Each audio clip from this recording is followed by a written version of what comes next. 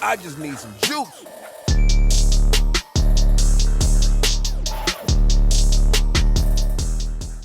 YouTube, what's good? It's your boy Juice Guy, and I got another tutorial here for y'all. Let's get some W's in the chat real quick. Yeah. So today, we're going to learn how to bounce a mix using Pro Tools.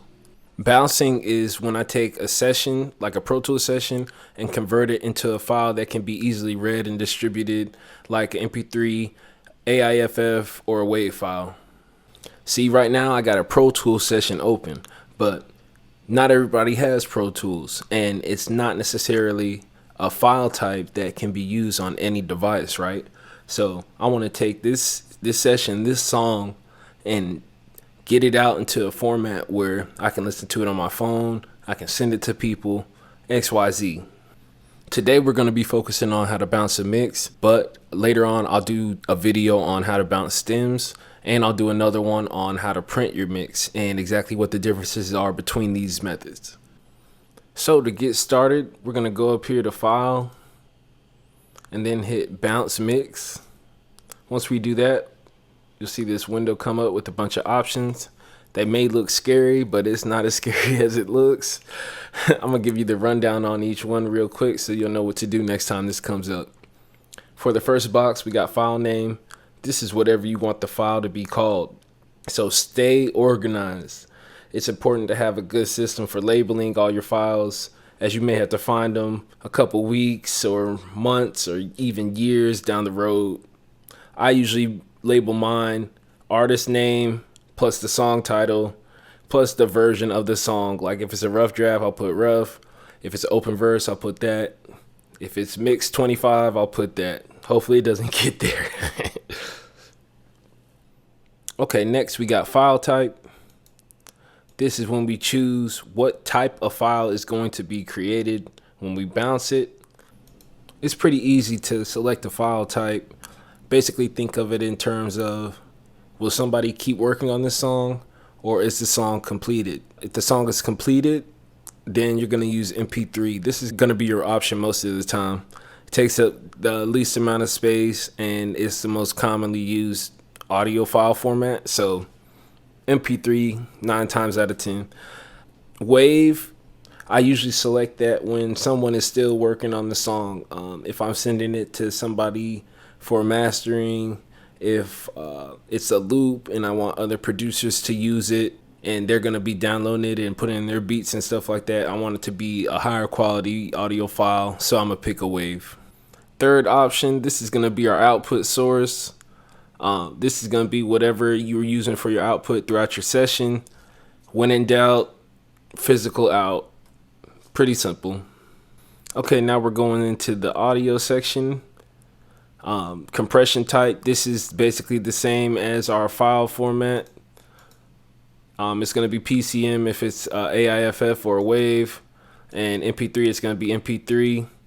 If we have one of these higher quality audio files selected, we can also add an MP3. Pretty easy just doing that.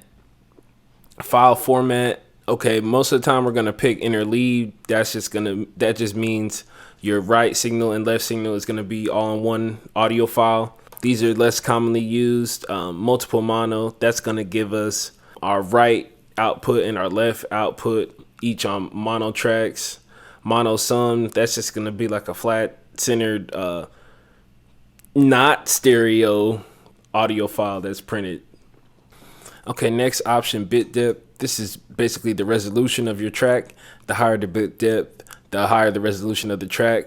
A lot of times when you're working with distribution services and stuff like that, they'll require you to submit at a certain bit depth. So if you printed it at 24 and it's asking for 16, this is how you change it if you need to go back and make changes to your bounces. Sample rate, most of the time for a lot of you guys, it's going to just be set at 48, even though there's a ton of options. Probably just leave it at 48 or 44.1. That's another one you may just commonly use. Okay, third area, location. This first box, if you check this, it's basically just going to give you your bounce in your session on its own track after you get done. So that's useful for if you want to pull your bounce into your mix and just reference it after, or each mix version you have, you may want to keep in your session so you can go back and refer to them. File destination. This is going to be where your file is bounced to after it gets done.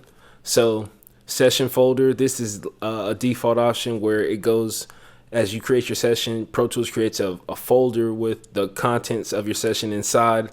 This by default will go to the bounce files section of that folder for whatever session you're working on. Prompt for location. This just means it'll ask you where you want the file to go. And then directory, you can choose where you want it to be saved. Okay, this box down here that says offline, this gives us the option to bounce our mix online or offline. Basically, offline is a little quicker, and bouncing it online makes you listen to the whole song. But some plugins will glitch if you bounce them offline. So if anything is sounding funny, or you got a whole bunch of stuff going on, crazy stuff going on in your session, you may have to bounce it online and play the whole thing out, especially if you're getting it ready for mastering or something like that.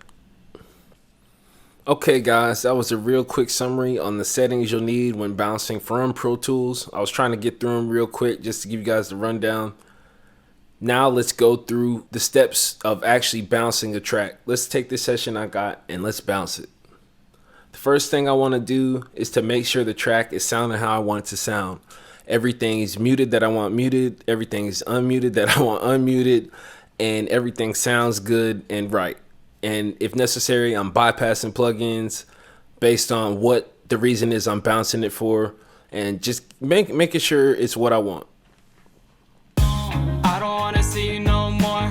Tired of seeing hoes on the door. I'm done, so done. I don't wanna see you no more, girl. I don't want your love no more. Just leave me alone. I'm tired of the hugs and the fake laughs. Got everybody thinking we were such a great match. I'm fed up, baby. You know I can't take that. We can never shake back. Just leave me alone. I'm sick of all your lies and your... Yeah, sounding good, sounding how I want it to sound. So we're gonna go ahead and sign off on that. For the next step, I'm going to select the length of the song that I want to be bounced, which in this case is going to be the whole entire song plus a little bit extra because I think there's some delay or reverb hanging over. I usually do it by just clicking the beat, but there's a little space at the end, so I'm going to just go ahead and click, then shift click, and that should... Oh, sorry, I got it all crazy for you guys. That should get the job done. Okay, so that's gonna bounce the entire song plus a little extra. But you set it to however long you want. If you want to bounce just this first hook, then I could just do that, or whatever you want to do. Just set it how you want. So for step 3, we're gonna hit Option, Command, and B. And this will let us label our mix and check all the settings that we want. Okay, so we're just going to bounce it for listening in the car. So let's go MP3. And let's choose where it's going. Let's put it on the desktop. We'll name it Tutorial Mix. Oh, I actually forgot to go over this when we were going through our menu earlier. So this is basically when you bounce it as an MP3, you get to choose your info that comes up once the song is played in another program like iTunes or something like that. So for the artist, we'll put little Austin and tutorial, because it doesn't really matter. We're just going through it for example's sake. Now it's bouncing.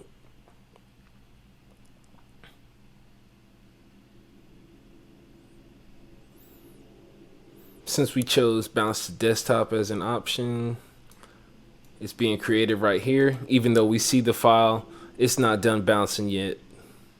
So if we were to upload it right now, it would be corrupt. It wouldn't be completed. Okay, now it's done. Now we can check it out. Final step is to check it out before you send it out or anything else, because it may be wrong.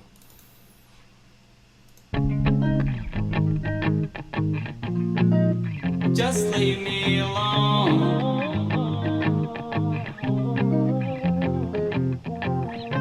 I don't wanna see you no more. Tired of seeing hoes on the door, girl. All right, sounding good so far. So I think it's good enough for now. Yeah, so that's basically it. 4 steps when bouncing in Pro Tools. Make sure the track is sounding how you want it to sound. Remove any plugins you don't want. Mute, unmute as necessary. 2, select the length that you want the song to be before bouncing. 3, label your mix and check the settings. And then after you bounce it, check it out. Check your mix to make sure it's right.